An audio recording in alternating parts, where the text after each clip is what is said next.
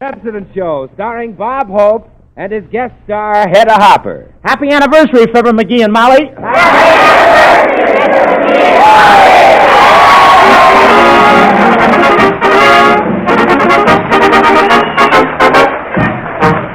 If you're with me cleaning or a springtime cleaning, throw away your brush and soap, 'cause here's Bob Hope. How do you do, ladies and gentlemen? This is Bob Spring Cleaning Hope, telling you to use Pepsodent, and while you're making your house spick and span, you won't hear a bridge click in your pan.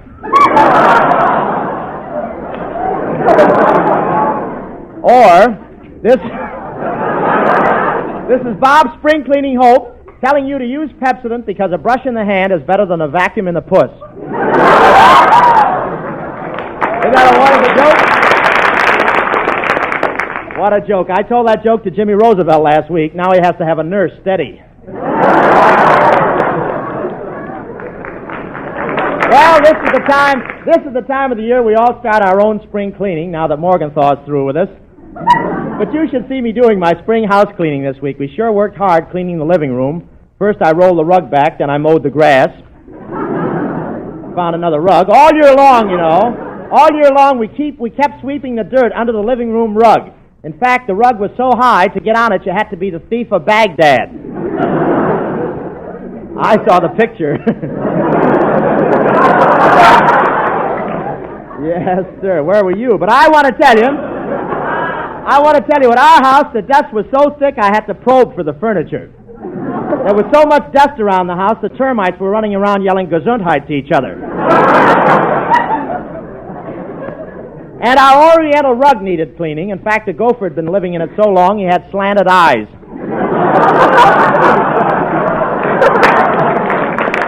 But we're not worried about the rugs much because we have a good vacuum cleaner, that's Santa Neat on a stick. But we did clean. Today, first thing in the morning, I decided to go up and clean the attic. When I got up there, I came across a bunch of old Esquires in one corner. Tomorrow, first thing in the morning, I'm going to clean the attic.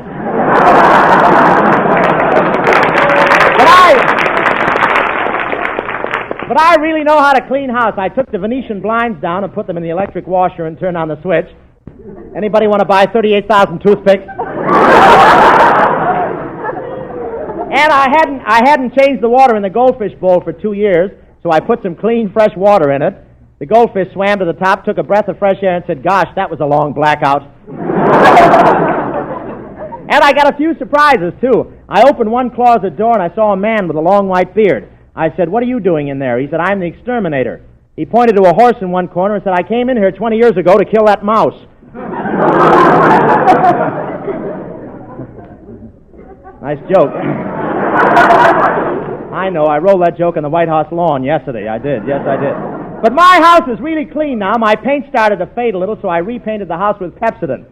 Now I've got the only house in America whose bay window smiles at you.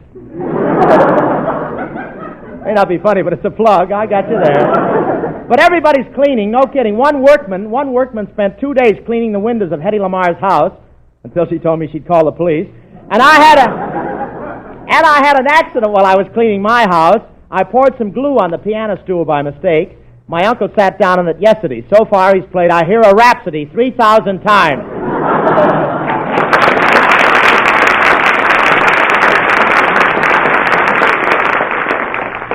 Say, Bob, there's something I'd like to speak to you about. Why, certainly, William. What is it? Well, you know, Bob, I've been on your radio program for 3 years now. And in all that time, we've never had a fight about money. That's right, Bill. In fact, you've never even mentioned it. Wait a minute, William. I don't want you giving the audience the impression that I'm cheap. Just to show you that my heart's in the right place, take this $1,000 bill. Oh, gee, thanks, Bob. And here's another $1,000 bill. Thanks. And another $1,000 bill. Thanks. Boy, will you be in a spot when television comes in. All right, so they're only $1 bills. Does a little number make so much difference? Well, yes, Bob, a great deal of difference. For instance, numbers are mighty important when you're buying toothbrushes. The number 50 is the one to remember. For the new Pepsodent 50 Tough toothbrush gives you more for your money. It's the only toothbrush that gives you twice the usual number of tufts in a small, compact head. Now, it's just simple arithmetic. Double the number of tufts means double the cleansing power. And double the cleansing power means brighter, more sparkling teeth quicker than ever before.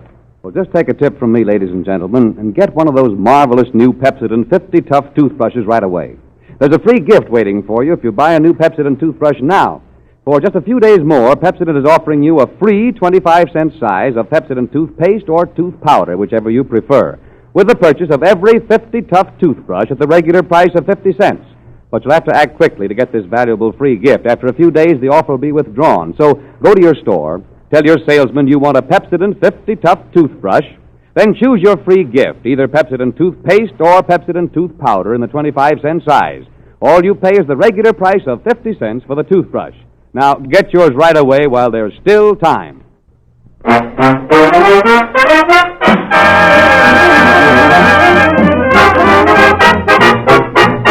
In a town in Sweden, by a stream so clear and cool, a boy would sit and fish and dream when he should have been in school. He couldn't read or write a word, but happiness he found in a little song he heard. Here's how it would sound. Hut-set roastin' on the river-row and the bro-let's do it. Hut-set roastin' on the river-row and the bro-let's do it. Hut-set roastin' on the river-row and the bro-let's do it. Hut-set roastin' on the river-row and the bro-let's do it. Now the Rawson is a Swedish town, the River-Row is a stream. The brawler is the boy and girl, the hut-set is their dream. Hut-set roastin' on the river-row and the brawlers do it. Hut-set roastin' on the river-row and the brawlers do it.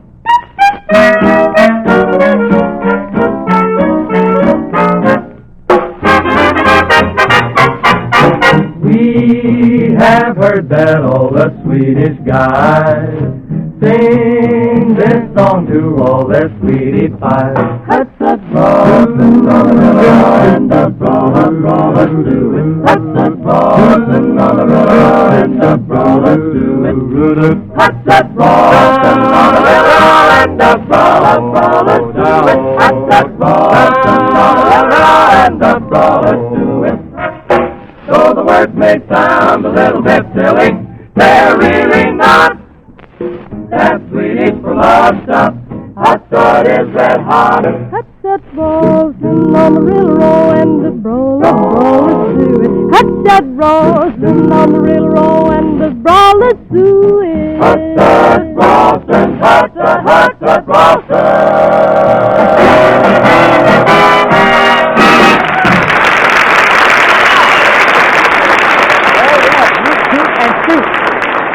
Yes, sir. That was our 6 hits and a miss in the orchestra and Hut-Set song. The 6 hits and a miss are now 6 hits and a misses. In a little while, this program will have 6 hits and misses and a few quiz kids. Oh, yeah. Yeah. Pauline and Jerry did it, Las Vegas. Where are we? Let's get into it. And now it is my pleasure to present one of Hollywood's best-known personalities, screen actress, newspaper columnist, radio commentator, and wearer of Hollywood's dizziest hats, Miss Hedda Hopper, ladies and gentlemen.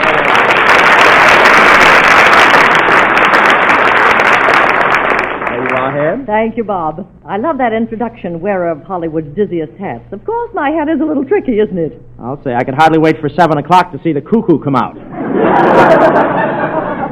Why, Bob, it's my new Easter bonnet. Really? Does that thing lay an egg? I wish you wouldn't bring that competition around. Did you see me? Oh, it's all right. Now, just let him. Did you see me in the Easter parade Sunday morning, Hedda? Yes, and I really don't think you know how to dress, Bob. Don't know how. Why? Didn't I look formal? Well, for one thing, you're not supposed to wear a top hat with bare feet. Since when? Oh, it clashes, eh? Well, if you'd taken a good look at me, Hedda, you'd have seen I was wearing top hat, cutaway coat, and striped pants. Striped pants? Yeah, that was a good idea, drawing black lines in your long underwear.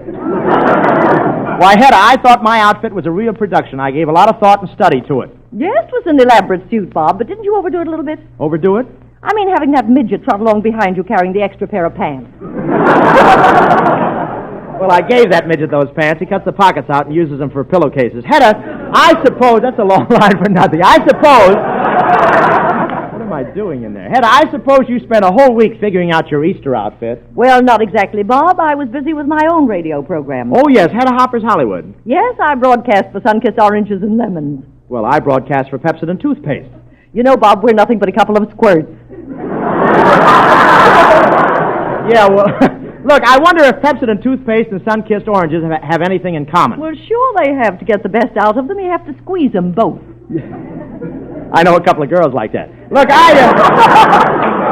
I suppose you want to put in a plug for your product, Hedda. No, Bob, I only want to tell the folks how marvelous Sun-Kissed Oranges are. They're luscious, juicy, big, delectable, and the best California can grow. All finished? Yes. Okay, Florida, tune back in.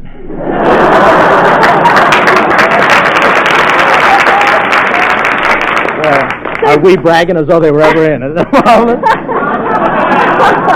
Say, Bob, what do you do when you're not busy with radio and pictures? Well, I like to take a trip to Catalina, lie out on the beach, and admire the pretty girls in their bathing suits. And Edward G. Robinson thinks he's the sea wolf. And while we're on the subject, I've heard a lot about you and Bill Goodwin standing on the corner of Vine Street. You hear that, Bill? Yes, I did, Bob. And let me tell you something. Only kids would stand on corners and whistle at girls. Only kids would try to flirt with girls. And only kids would try to kiss girls. Well, meet the men of Boys Town.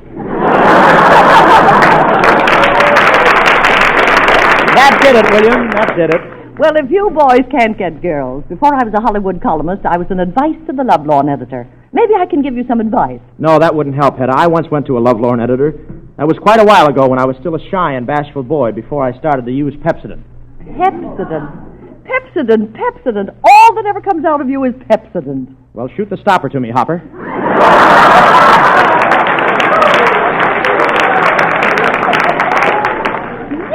What did you go to see the lovelorn editor about, Bob? I suppose it was your first love affair. Yes, it was a sensational affair, Hedda. She was 16 and I was 18. What made you fall in love with her? Oh, I guess it was the way she handled a pool cue.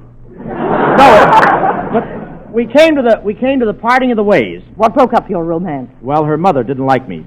She used to see me hanging around the runway in burlesque theaters. It made her nervous when she was dancing.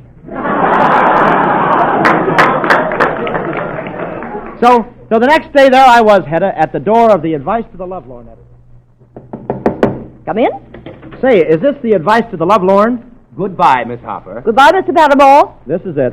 Say, are you the Advice to the Lovelorn editor? Why, yes. Here, let me take your hat and shirt off. Oh, thanks. Say, you're a country boy, aren't you? Yes, I'm from the country. How'd you know? Well, never mind. I'll open the window.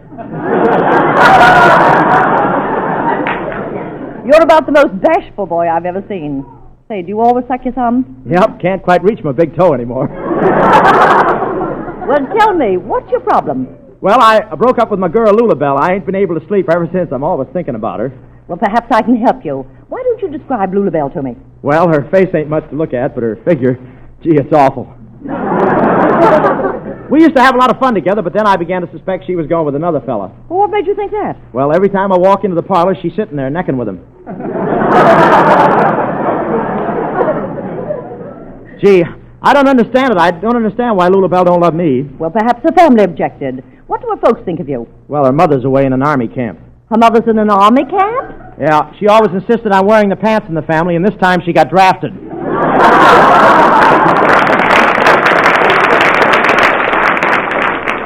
Well, perhaps you're not romantic enough. Tell me, when the lights are low and there's soft music playing and you two are all alone in the room and all is still, what do you do? I eat peanuts. Why? Well, I ain't the type to sit around and do nothing. When did you realize that Lulabelle was beginning to slip away from you? Oh, just the other day. I was holding her in my arms, looking tenderly into her eyes, and then she puckered up her little lips. Yes? What a time to blow a spitball. Well, don't worry about her. You can get plenty of girls. You know, you're kind of cute. Here, let me fix your necktie for you. Oh, gee, we're standing this close to a woman. It gives me goose pimples all over. On you, it's an improvement. I sure must You got have some of mine. that fuzz on your tongue there, you know. That dropped down from that hat. Where are we? Where are we? You'd think it was a bird's nest. Can I send that on the road? Go ahead. Come on, handsome. Sit down here beside me. Oh, gosh, do you think it's safe? Well, sit Certainly, I won't bite you. Go ahead, I like it. Now, let me give you a few pointers. Next time you hold Lulabelle in your arms, run your fingers through her hair like I'm running mine through yours. Oh, shucks, don't run your fingers through my hair. It keeps reminding me of something. Well, what's that? I got to do my spring plowing. Oh, come on. How about a kiss? A kiss? What's that? Don't you know what a kiss is? Well, what does your mother do when your father comes from work and she sees him? Oh, slugging. Oh, no, I'll show you what a kiss is. There. How did you like that? Did we get across Sunset Boulevard all right?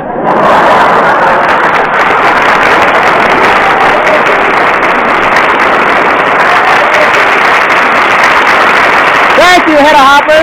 Hedda will be back with us in a few minutes, folks. Take it.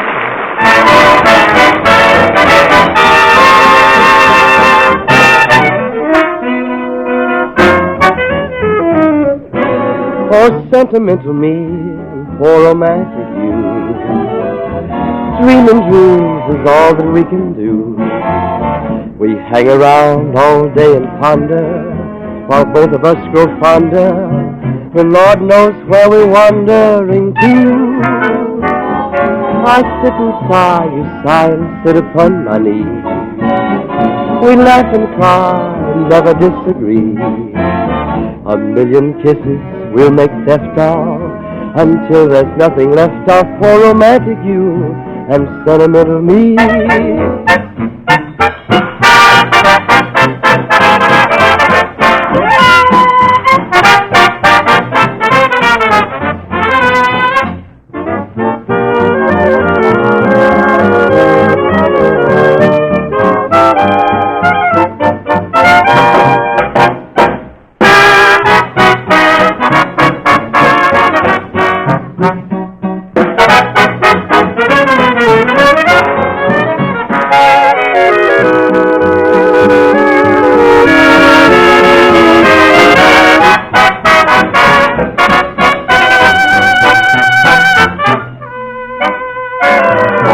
Sentimental me and for romantic you.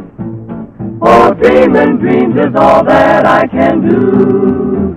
We hang around all day and ponder, both of us grow fonder. Lord knows where we'll wander to. I don't know, do you? I sit and sigh, you sigh and sit upon my knee. We laugh and cry and never disagree. A million kisses we'll make theft of, until there's nothing left of for romantic you and sentimental me.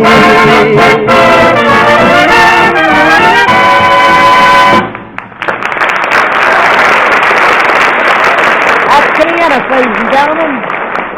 Skinny Ennis and Sentimental Me. Say, Skinny, congratulations. I hear you're packing them in at the Wilshire Bowl. Well, thank you, Bob. You know I'm following Phil Harris over there. That's a switch, someone following Phil Harris. But you know, when I was there the other night, you were dancing with that fat girlfriend of yours, Skin. Hey, didn't we look swell, Bob? Yeah, she certainly made a handsome-looking couple. Well, Bob, I had a lot of trouble dancing. I was wearing a suit made out of that kangaroo cloth. Well, what's the matter with kangaroo cloth? Nothing, but every time I take a step, it's 2 jumps ahead of me.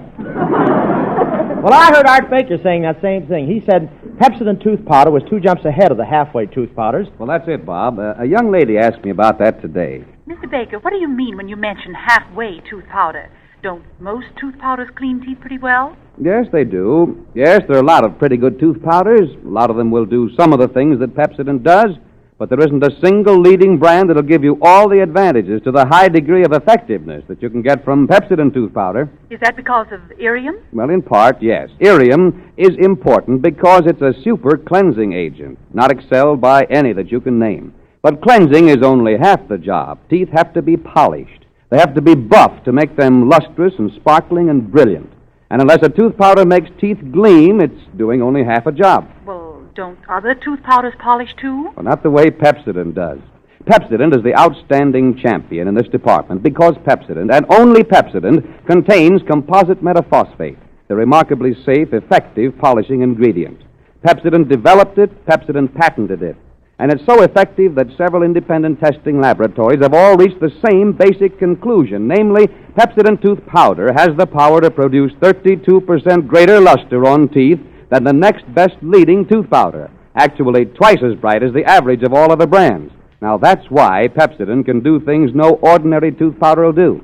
That's why your teeth will feel smoother and look brighter, at least 32% brighter than ever before. Thank you, Mr. Baker. No more halfway tooth powders for me. From now on, I'm saying Pepsodent tooth powder, please.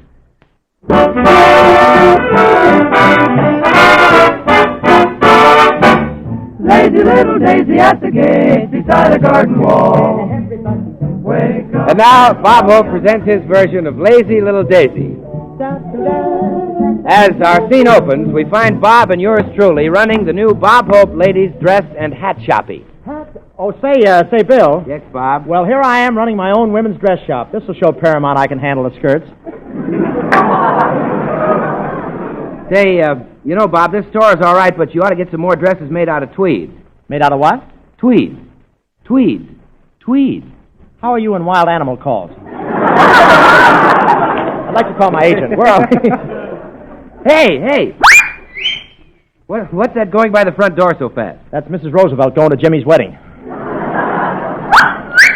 She's back already. Say, Bob, you know the wax dummy in front of the store? Well, Hetty Lamar just walked by it. Hetty Lamar just walked by the wax dummy? Yeah. Well, what do you know? Candles.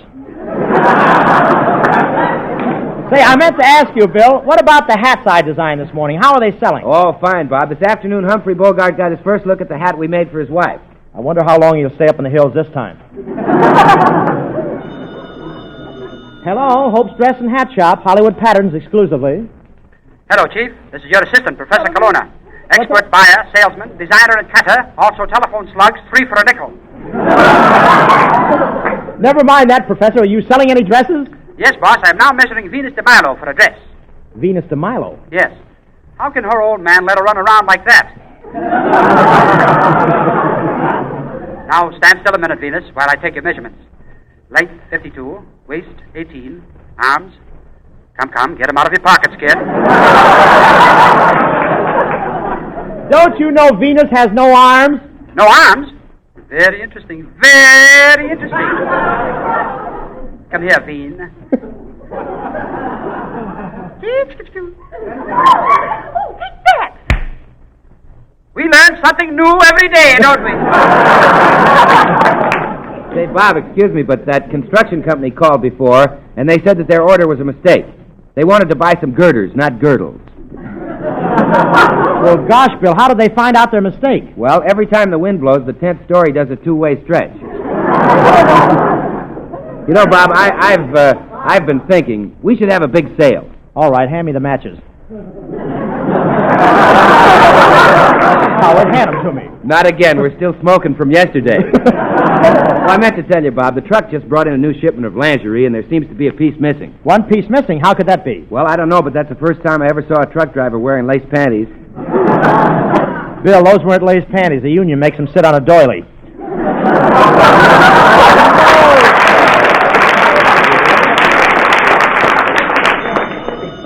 Hello? Hello, Hope. This is Colonna, the big buyer, seller, exchanger. Also room for rent in rear. No children. Now, listen, boss, I'm down here at the silk factory getting some silk. Tell me, Hope, when silkworms spin a cocoon, they're supposed to spin it around themselves, aren't they? That's right. Silkworms always spin their cocoons around themselves. See, fellas? Now let me out of here. Professor Colonna, you can't make me believe you're in a cocoon. I just saw you going out to the park. Well, that's right, Hope. I'm out here at the park getting some furs. There's a little animal running around in the bushes. Well, grab it, Colonna. It's a chipmunk. Oh, no, Hope. I think it's a skunk. No, it isn't. Grab it. It's a chipmunk. Okay. Here, pussy. Wow! What's the matter, Colonna? If that's a chipmunk, it's got a wonderful defense program. Colonna, this is the last straw. Oh, well, you use it. I'll drink from the bottle. Say, Bill. Yeah? Tell me, how's business doing here? Bob, I'm a little worried. That queer contraption over there. Is that a lady's hat or a malted milk machine? Where? Oh, I don't know. I'll go. I'll see. I wonder what happens if I touch this.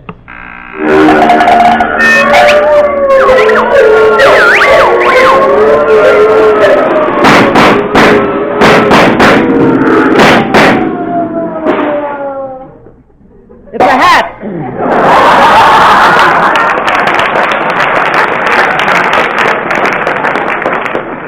me want a hopper. Say, Bill, business ought to pick up in this dress shop since we hired those 2 new models to show off our dresses. Look, here they are over there. Let's eavesdrop something on them. Say, Brenda. What is it, Covina?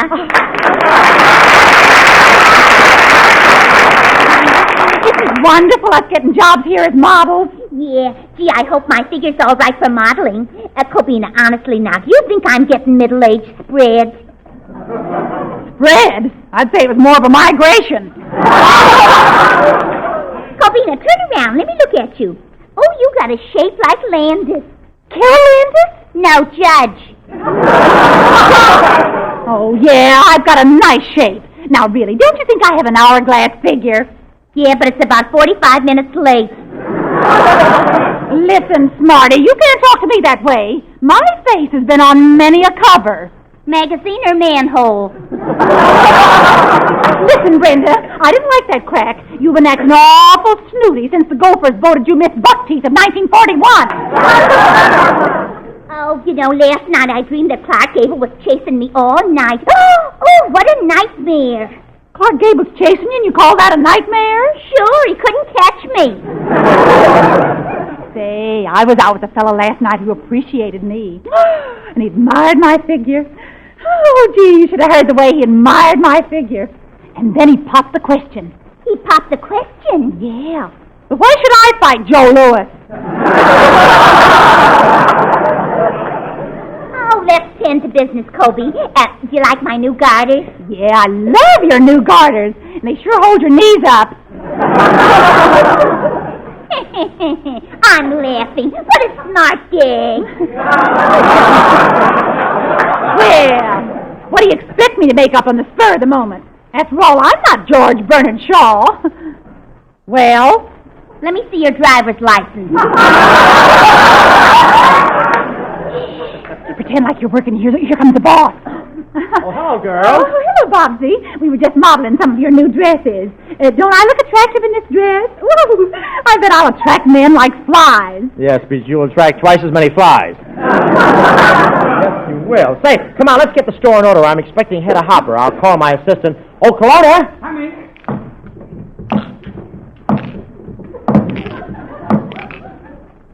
Loose eyeballs.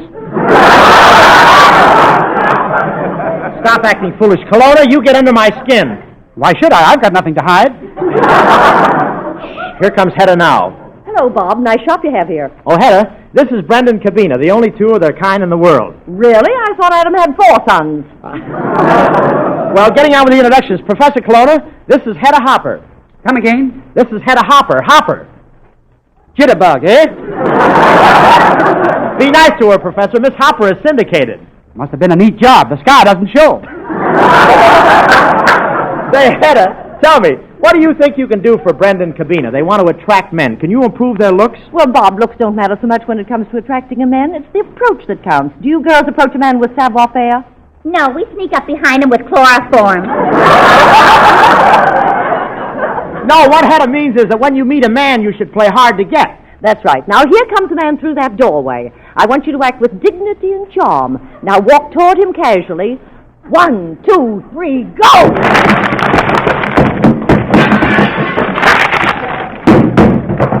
See? I beat you again!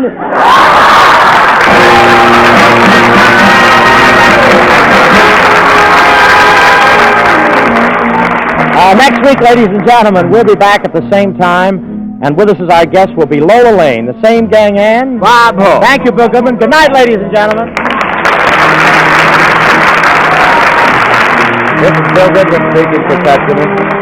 It's the National Broadcasting Company.